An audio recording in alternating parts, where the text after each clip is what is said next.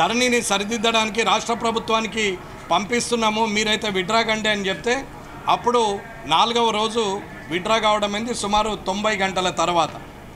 అయితే ఏదైతే సమస్య ఉన్నదో ధరణిలో ఇది కావాలి అని అంటే కంప్యూటర్ది ఆన్లైన్లో పహానీని సంవత్సరానికి ఎట్లయితే హార్డ్ కాపీ అంటే మాన్యువల్గా తయారు చేస్తామో అట్లాగే ప్రతి సంవత్సరము పహానీ చేయాల్సిన అవసరం ఉంది. పహానీ రికార్డులలో కూడా కబ్జా కాలం కూడా ఉంచాలని చెప్పాలి. ఖచ్చితంగా కబ్జా కాలం ఉంటేనే అది అనువంశికమా లేకపోతే కొనుగోలు అనేది మనకు తెలుస్తుంది. లేకుంటే ఆ కబ్జా కాలం తీసేసారు కేసీఆర్ గారు కాబట్టి అది ఎవరి నుండి ఎప్పుడొచ్చింది, అది అనువంశికమా లేకపోతే కొనుగోలు అనేది తెలియని పరిస్థితి. కాబట్టి అలాగే అసైన్డ్ గ్రామ లెక్కలు మార్పులు చేర్పులు పుస్తకం కూడా పెట్టాలా. అది అవుతనే మనకు సేత్వార్ తెలుస్తుంది, లేకుంటే సేత్వార్ తెలియదు. ROR ప్రకారంగా రికార్డ్స్ ఆఫ్ రైట్స్ ప్రకారంగా మనకి ఏముంది అనేది అర్థం కాని పరిస్థితి ఉంటుంది. ఇక పోతే మోకా మీద రైతులు ఉంటారు, వారేమో అక్కడ వ్యవసాయం చేస్తారు, కానీ పాస్బుక్ మాత్రము వేరేవాడి పేరు మీద ఉంటుంది. ధరణి కబ్జా మీద ఉన్నారు ఒకరు, పాస్బుక్ ఇంకొకరికి వస్తుంది. అలాంటి కేసులు ఎన్నో ఉన్నాయి. సాదా బైనామాలు ఎప్పుడో చేసింది మొటేషన్ చేసుకోకుండా ఇందిరాగాంధీ గారి పాస్ పుస్తకాలు ఇస్తే కేసీఆర్ గారి పాస్ పుస్తకాలు ఇవ్వాలని చెప్పి రాత్రికి రాత్రి VROలతోని రాపిచ్చి రైతు బంద్ చేసి కొత్త పాస్ పుస్తకాలు ఇచ్చి అడావుడిగా చేసి పైలట్ ప్రాజెక్ట్ లేకుండా చేసినందువల్ల ధరణి ఫెయిల్ అయిందనేది నా అభిప్రాయం. కాబట్టి మోకా మీద వెళ్ళి అక్కడ బై నంబర్లను కూడా సర్వే చేస్తే ఆ సర్వే డిపార్ట్మెంటు హద్దుబందులు చేసి ఇప్పుడు కొత్త ధరణిలో మాత్రము ఇప్పుడు ఈ కొత్త ప్రభుత్వం ఏదైతే నిర్ణయం తీసుకుంటుందో అది ఏ పోర్టల్ అని పెడతారో ఆ పోర్టల్లో మాత్రము సర్వేయర్లతోని బై నంబర్లు కూడా సర్వే చేయించి ఎక్స్టెంట్ నంబర్ సింగిల్ నంబర్ కాకుండా బై నంబర్లు కూడా సర్వే చేసి ఎవరి భూమి ఎంత ఉంది అనేది ఒక ప్లాట్కైతే నార్త్ ఈస్ట్ సౌత్ వెస్ట్ ఎట్లా ఉంటుందో అలాగే ఈ రైతు భూమికి కూడా 4 దిక్కులు ఎవరెవరున్నారు, ఎంతమంది వంచుకుంటున్నారు రైతులు అనేది కూడా బౌండరీస్ ఫిక్సేషన్ కావాలనేది మేము డిమాండ్ చేస్తున్నాం. అట్లాగే సాంకేతిక కారణాలతోని తప్పు జరిగింది, అది ప్రభుత్వం తప్ప అధికారుల తప్ప తర్వాత విషయం, కానీ తప్పు అయితే జరిగింది కాబట్టి ఇవాళ తప్పుకు పరిహారం రైతులు మార్పులు చేర్పులకు డబ్బులు కట్టాల్సిన అవసరం లేదు. ఆ డబ్బులు కట్టకుండానే మినహాయింపు ఇచ్చి చేయాల్సిన అవసరం ఉంది. ఇకపోతే VRO వ్యవస్థలను తిరిగి తీసుకురావాలా. అధికారులు గ్రామాల్లో ఉంటే రైతులకు ఈజీగా సమాచారం ఉంటుంది, పని అవుతుంది. కాబట్టి ఆన్లైన్ విషయంలో రైతులు ఊరికే ఆన్లైన్ చుట్టూ తిరగాల, మండల ఆఫీస్ వచ్చి MROతో మాట్లాడాలా, కలెక్టరేట్ పోయి కలెక్టర్ గారిని కలవాలంటే కుదరదు. అలాగే ఇప్పుడు చేస్తున్నటువంటి పనులు కూడా MRO గారికి RDO గారికి విస్తృతాధికారులు ఇచ్చి MRO గారు చేసినటువంటి పని మీద RDO గారు స్క్రూటినీ చేసి ఫైనల్ చేయాలా, చేస్తేనే ఆ రికార్డు క్లియర్గా ఉంటుందని అంటున్నాం. అలాగే రిజిస్ట్రేషన్ పవరు MROలకు ఇచ్చారు. MROలకు ఇచ్చే బదులు అక్కడ ఎవరైనా రిజిస్టార్ని క్రియేట్ చేసి MRO గారి లాగిన్ ద్వారా రిజిస్ట్రేషన్ అయిపోయిన తర్వాత 24 గంటల తర్వాత 48 గంటల లోపల RDO స్క్రూటినీ చేసి RDO గారు 72 గంటల లోపల ఆ రైతుకు రిజిస్ట్రేషన్, మ్యూటేషన్, పాస్బుక్ ఎట్టేటే కాకుండా 3 రోజుల లోపల అది పూర్తిగా చేసి ఇవ్వాలా. ఎందుకంటే ఒకరే చేస్తే ఏ పని చేసినా అవినీతి చేయొచ్చు, ఎంత డబ్బు తీసుకొనైనా ఒకరి మీదకి మార్చచ్చు. కానీ అది 3 అంతరాలు 3 లాగా 3 టేబుల్ల మీద పోతూ ఉంటే ఓవర్ ఫైలింగ్ అయితే, ఓవర్ రైటింగ్ అయితే, నోట్ ఫైల్ మీద ఓవర్ రైట్ చేసిన వాళ్ళు సస్పెన్షన్కి దారితీస్తుంది, ఉద్యోగం పోతుంది అనే భయం మీద అది 3 స్టెప్స్ మీద చేయాలనేది నా ఆలోచన. ఇకపోతే ఇప్పటి వరకు కూడా సర్వేయర్లు ఏమంటారంటే ఇక్కడ ఒక ఇన్సిడెంట్ జరిగినప్పుడు MRO గారిని కాల్చినప్పుడు బై నంబర్లు చేయొద్దు, ఓన్లీ ఎక్స్టెండ్ నంబర్లే చేయాలని జీవో తీసిరు గత ప్రభుత్వం. ఆ జీవో క్యాన్సిల్ చేసి బై నంబర్లతో సహా సర్వే చేయాలని చెప్పి సర్వే డిపార్ట్మెంట్లో ఉద్యోగాలు పెంచి, సర్వేయర్లను పెంచి, సిబ్బందిని పెంచి ఇవాళ భూ ప్రక్షాళన చేయాలనేది భారతీయ జనతా పార్టీ తరఫున నేను డిమాండ్ చేస్తున్నాను. అట్లాగే ఇప్పటి వరకు ఏదైతే సాదా బైనామాలు ఉన్నాయో ఆ సాదా బైనామాలను కూడా తీసుకొని మోక పంచనామా చేసి ఆ రికార్డును కూడా క్లియర్గా చేయాల్సిన అవసరం ఉంది. అసైన్ ల్యాండ్స్కు కలెక్టర్లు ఎన్ఓసి ఇచ్చారు. కామారెడ్డిలో 153 ఎకరాలకు శరత్ అనే కలెక్టర్ గారు ఆయన 153 ఎకరాలకు ఎన్ఓసీలు ఇచ్చిండు అసైన్మెంట్ భూములకు. కలెక్టర్లకు ఎలాంటి పవర్ లేదు. సీసీఎల్ఏ కూడా గవర్నమెంట్ జీవో తీసి చేయాలి. అటువంటిది కలెక్టర్ చేసింది కాబట్టి ఆ ఎన్ఓసీలు అట్లా చేసిన కలెక్టర్లు ఎవరైనా ఉంటే వారి మీద అన్ని జిల్లాల్లో కూడా యాక్షన్ తీసుకోవాలనేది మేము డిమాండ్ చేస్తున్నాం. అట్లాగే గ్రామకంఠం అని చెప్పి గ్రామంలో ఇండ్లు కట్టుకున్న భూములు కూడా మళ్ళీ తిరిగి ధరణి వచ్చిన తర్వాత అది గ్రామకంఠము ఆబాది కింద వచ్చింది. అది కాకుండా అక్కడ మోక పంచనామా చేసి వాటిని కూడా తీసేయాలని చెప్తున్నాం. ఇది ఒకటి. ఇక రెండవది లఘు చర్చ హైదరాబాద్ సిటీ. హైదరాబాదు నవాబు నిజాం నవాబు రజాకర్లను పెట్టి హింసించింది అందరికీ తెలుసు. నిజాం నవాబు హైదరాబాదులో బ్రహ్మాండమైన కన్స్ట్రక్షన్ చేసిండు. నిజాం కాలేజ్ కట్టిండు, ఉస్మానియా కట్టిండు, అండర్ డ్రైనేజ్ కట్టిండు. కామారెడ్డి నిజాం నవాబు హైదరాబాద్లో విపరీతమైన డెవలప్మెంట్ చేసిండు. ఆయన డెవలప్మెంట్ చేసేట్లనే హైదరాబాద్ ఇలా విశ్వనగరం ఉంది అని చెప్పి ముఖ్యమంత్రి గారు రేవంత్ రెడ్డి గారు అంటున్నారు. బట్టలిప్పి బతుకమ్మాడిచ్చినటువంటి నిజాం నవాబు రైతులు నిజాం స్టేట్లో ఉన్నటువంటి అందరి రెక్కల కష్టం మీద, చెమట చుక్కల మీద, రక్తపు మరకల మీద నిర్మించినటువంటి ఈ భవనాలు అది ఆయనకు గుర్తుకు రాలేదా అని నేను అడుగుతున్నాను. ఇవాళ నిజాం నవాబును పొగడాల్సిన అవసరం ఏంది? ఇవాళ నిజాం నవాబు చేసిన పనిని చెప్పు, కాదని అంటలేను, ఆయన చేసిన తప్పులు కూడా చెప్పాలి. ఇవాళ అధికారం కోల్పోతేనే బీఆర్ఎస్ వాళ్ళు భరించలేకపోతున్నారు. మరి ఆనాడు నిజాం నవాబు రాజ్యాన్ని అప్పచెప్తే ఎంత బాధపడి ఉంటాడని మహా బాధపడిపోతున్నాడు కొత్త ముఖ్యమంత్రి గారు రేవంత్ రెడ్డి గారు. ఇది ప్రజలు ఆలోచించాల. బట్టలిప్పి బతుకమ్మాడిచ్చినటువంటి నిజాం నవాబు గొప్పోడు అన్నటువంటి ఈ ముఖ్యమంత్రి ఈ తెలంగాణకు అవసరమా లేదా అనేది ప్రజలు ఆలోచించాలి.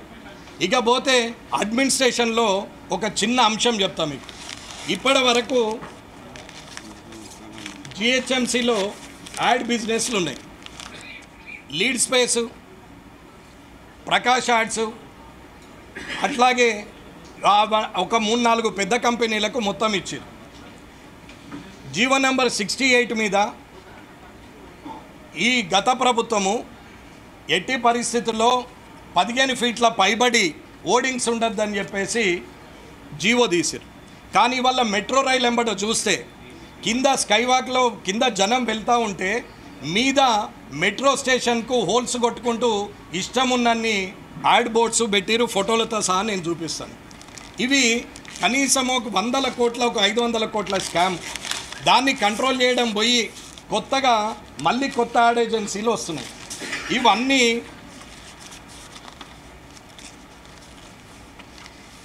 ఇట్లా ఇవన్నీ ఓడింగ్స్ పెట్టేసి ఇట్లా అన్ని ఓడింగ్స్ పెట్టేస్తున్నారు. ఇది కాకుండా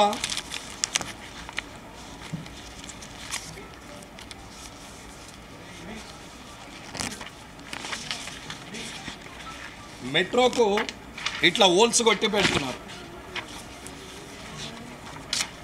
ఇవన్నీ హోల్స్, పెద్ద పెద్ద ఓడింగ్లు పెట్టి 20/10 ఉండాల్సినటువంటి వాటిని ఆఖరికి మెట్రో లిఫ్ట్లకు కూడా ఓడింగ్సే పెట్టేసారు.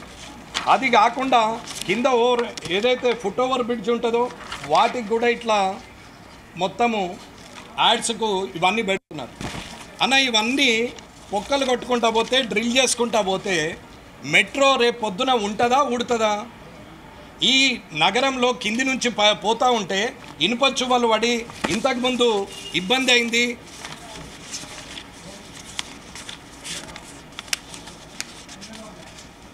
ఇట్లా మొత్తము ఎక్కడ చూస్తే అక్కడ ఓడింగ్స్కి చేస్తా పోయినరు.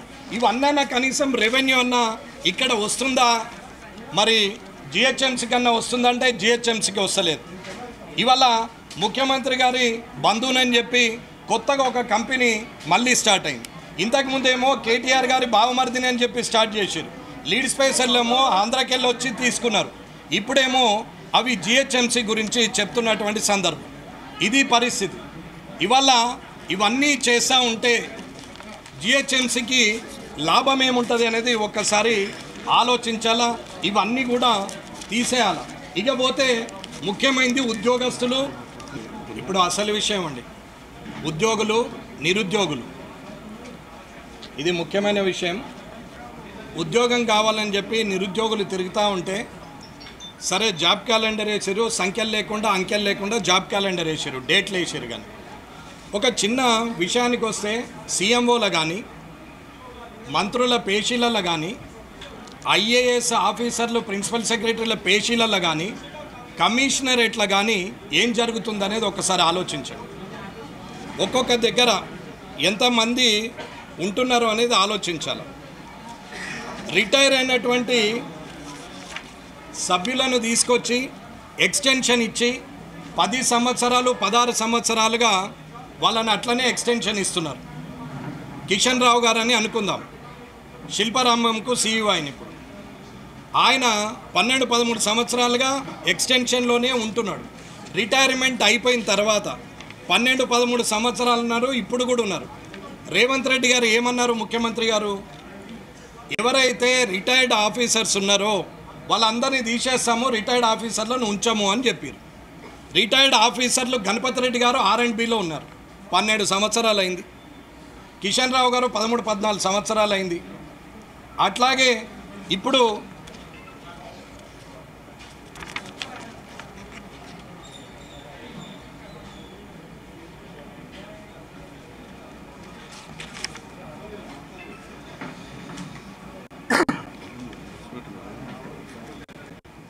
ఇరిగేషన్లో మురళీధర్ రావు గారు ఉన్నారు, R&Bలో గణపతి రెడ్డి గారు ఉన్నారు. ఇప్పుడు ఆంధ్రప్రదేశ్ రిటైర్డ్ ఎంప్లాయీస్ ఎవరైతే ఉన్నారో వారిని స్వయంగా సీఎంఓలో ఆదిత్యనాథ్ దాస్ గారిని శ్రీనివాసరాజు గారిని అడ్వైజర్స్గా తీసుకొచ్చి మళ్ళీ పెట్టారు. ఇక్కడున్న ఆఫీసర్లు కాకుండా ఆంధ్ర నుంచి తీసుకొచ్చి పెట్టిండు. ఇది ఇప్పుడు ఆయన సీఎంఓలో శ్రీనివాసరాజు గారు ఆదిత్యనాథ్ దాస్ గారు ఉన్నారు. అలాగే మురళీధర్ రావు గారు ఇరిగేషన్కి, R&Bకి గణపతి రెడ్డి గారు, మొన్నటి వరకు దానికి ప్రభాకర్ రావు గారు ఉండే, ఈయన కిషన్ రావు గారు శిల్పారామంకు ఉన్నారు. ఇట్లా అందరూ కూడా 10 ఏళ్ళు 12 ఏళ్ళు 13 ఏళ్ళు ఎక్స్టెన్షన్ ఇస్తూ వారి వెనకాల ఉన్నటువంటి వ్యక్తులు సీఈలుగానే రిటైర్ అయిపోతున్నారు. కానీ ఈఎన్సీలు అయ్యే అవకాశం లేదు, సిఓలు అయ్యే అవకాశం లేదు. వారు అట్లా నలుగురు రిటైర్ అయినటువంటి వ్యక్తిని తీసుకొచ్చి ఎక్స్టెన్షన్ ఇస్తూ వారిని రిటైర్ అయిన అధికారులను కంటిన్యూ చేస్తున్నారు. రిటైర్ అయిన అధికారికి పెన్షన్ వస్తుంది, రిటైర్ అయిన అధికారికి మళ్ళీ జీతం ఇస్తారు, పెన్షను జీతం. కానీ అదే ఒక ఉద్యోగి ఉంటే వాళ్ళ తల్లిదండ్రులు వ్యవసాయం చేస్తే రుణమాఫీ మాత్రం ఇయ్యరు. ఎందుకంటే నీ కొడుకు ఉద్యోగి కదా, మీ కుటుంబానికి ఎలిజిబుల్ కాదని రుణమాఫీ ఇయ్యరు. సీఎంఆర్ఎఫ్ ఉద్యోగి ఉన్నాడు కదా, సీఎంఆర్ఎఫ్ రాదు అని అంటారు. కానీ ఇక్కడ మాత్రము రిటైర్ అయిన వాళ్ళకు పెన్షన్ వస్తుంది, తిరిగి జీతము వస్తుంది. మళ్ళీ వాళ్ళకు ఒక పనోళ్ళు, తోటమాలి, కుక్కు, డ్రైవరు, కారు, ఆఫీసు, అటెండరు, మళ్ళీ 10 మంది అసిస్టెంట్లు. వీళ్ళకి ఇలాంటి వాళ్ళని తీసుకొచ్చి ఒక్క రిటైర్ అయిన ఆఫీసర్కు ఇచ్చే జీతంలా 10 మంది యువకులకు జీతం ఇవ్వచ్చు. కానీ ఉద్యోగాలు మాత్రం ఇవ్వరు. కానీ రిటైర్ అయిన వాళ్ళని ఎక్స్టెండ్ చేస్తారు. మరి వాళ్ళ తర్వాత ఉన్నటువంటి వారు సీఈలుగా వారు సెకండ్ పొజిషన్లోనే రిటైర్ అవుతున్నారు. ఎందుకు? వీరికి అంతగానము వీళ్ళకు ఉన్నటువంటి పరిపక్వత ఏంది, వీళ్ళ వెనకాల ఉన్న వాళ్ళు ప్రమోషన్ రాకుండా ఆగిపోయిన వాళ్లకు వారి చాతగానితనం ఏందనేది ప్రభుత్వం చెప్పాలా. ఎంతోమంది తెలివున్న వాళ్ళు ఉన్నా రిటైర్ అయిన వాళ్ళని ఎందుకు ఉంచుకుంటున్నారు? ఐఏఎస్ల విషయం వస్తే కూడా ఒక్కొక్క ఐఏఎస్ ఆఫీసర్కు 5 డిపార్ట్మెంట్లు, 6 డిపార్ట్మెంట్లు, 8 డిపార్ట్మెంట్లు, 9 డిపార్ట్మెంట్లు ఇచ్చినటువంటి సందర్భం ఉన్నది. మరి మిగతా ఐఏఎస్లు లేరా? వారికి ఇస్తే నడవదా? వీరే ఉండాలనా? మరి వాళ్ళే ఉంటే ఎట్లా? నాకేం అర్థం కావట్లేదు. అడ్మినిస్ట్రేషన్లో కమిషనరేట్లో కూడా అంతే జరుగుతున్నది.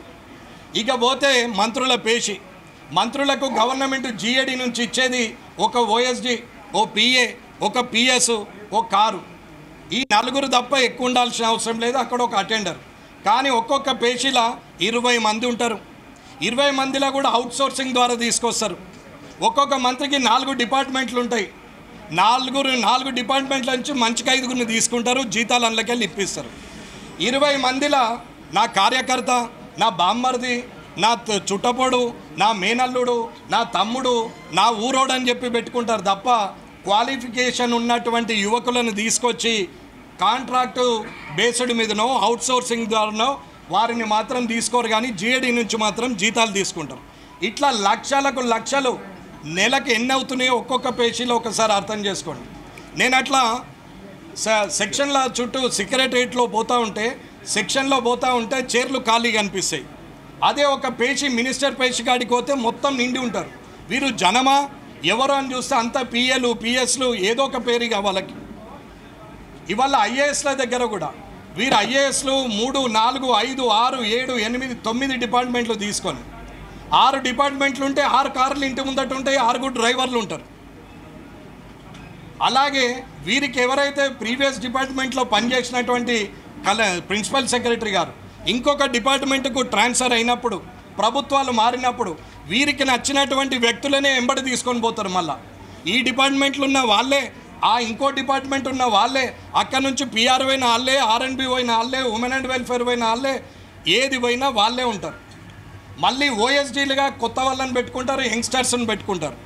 ఈ యంగ్స్టర్స్ కార్లలో వస్తే 25-30 సంవత్సరాలుగా పనిచేసినటువంటి గవర్నమెంట్ ఉద్యోగులు చేతులు కట్టుకొని వారికి సమాధానం చెప్పాల్సిన పరిస్థితి.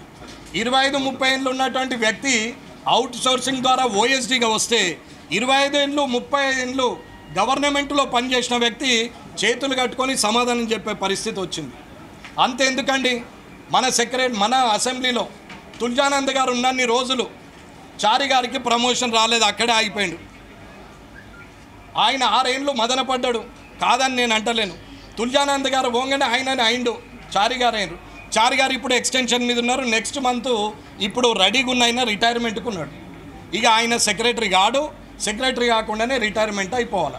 నాకు చారి గారు వీళ్ళు వాళ్ళనేది శత్రువులు కాదు, సిస్టమ్ తప్పు అని చెప్తున్నాం. ప్రక్షాళన సీఎంఓలో జరగాల, ప్రక్షాళన మంత్రుల పేషీలలో జరగాల, ప్రక్షాళన కమిషనరేట్లో జరగాల, ప్రక్షాళన సెక్రటరేట్లో జరగాల, ప్రక్షాళన ఇక్కడ అసెంబ్లీలో జరగాల. అంతేగాని గ్రౌండ్ లెవెల్లో పోయి అక్కడ ప్రక్షాళన చేస్తాం, రూల్స్ పెడతాం, రెగ్యులేషన్ పెడతాం, లాండ్ ఆర్డర్ కంట్రోల్ చేస్తాం, ఉద్యోగాలు ఇస్తాం, రైతులకు రైతు బంధు ఇస్తాం, అన్ని ఆకాశ హార్మాన్యాలేమో హైదరాబాద్లో రైతులకు రైతు బంధనుడు, రైతు భరోసానుడు, స్కీములు పెట్టుడు, ఏదో ఒకటి నెలకింత పడేస్తే వాళ్ళు అక్కడే ఉండిపోతారనేది అంటారు. ఇది జరుగుతున్నటువంటి సందర్భం. ఇది ఒక్కసారి ఆలోచించాలా ప్రజలు కూడా. దయచేసి ముఖ్యమంత్రి గారు ప్రక్షాళన మీ సీఎంఓ నుంచే చాలు చేయండి. ఎవరికైతే నిజమైన ఎలిజిబుల్ ఉన్నారో ఆ వాళ్ళని మాత్రమే మీరు ఉంచుకొని యాజ్ పర్ సీనియారిటీ ప్రకారంగా ప్రమోషన్ ఏ రకంగా వస్తుందో అలాగే తీసుకొని రావాలి. అసమర్థులని మీరు అనుకుంటేనే ఇటువంటి కార్యక్రమం చేయాలి, కానీ నిజమైన సమర్థులు ఉన్నప్పుడు మనము వారిని ఉపయోగించుకునే ప్రయత్నం చేయాలి. ఇక పోతే సెకండ్ జనరేషన్, ఈ సెకండ్ జనరేషను మనకన్నా అడ్వాన్స్ జనరేషన్, చాలా ఫాస్ట్గా మూవ్ అవుతారు, చాలా తెలివితో ఉన్నటువంటి వ్యక్తులు. వారికి ఉద్యోగాలు ఇచ్చినా, వారికి అవుట్సోర్సింగ్ ద్వారా ఇచ్చినా, కాంట్రాక్ట్ బేస్డ్ వచ్చినా వాళ్ళ ద్వారా ఎన్నో పనులు జరుగుతాయి, కానీ ఇలా చేయడం సబబు కాదని ముఖ్యమంత్రి గారికి తెలియజేస్తున్నారు.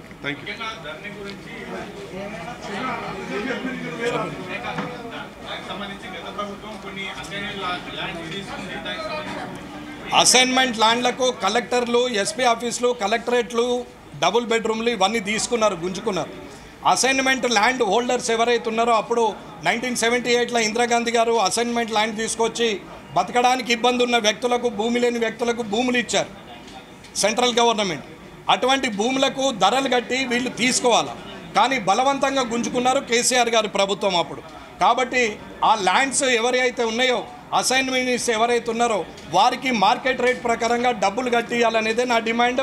ఇది ఇంతకుముందు కూడా నేను కామారెడ్డిలో కలెక్టరేట్ ముందట కూడా మాట్లాడినాం.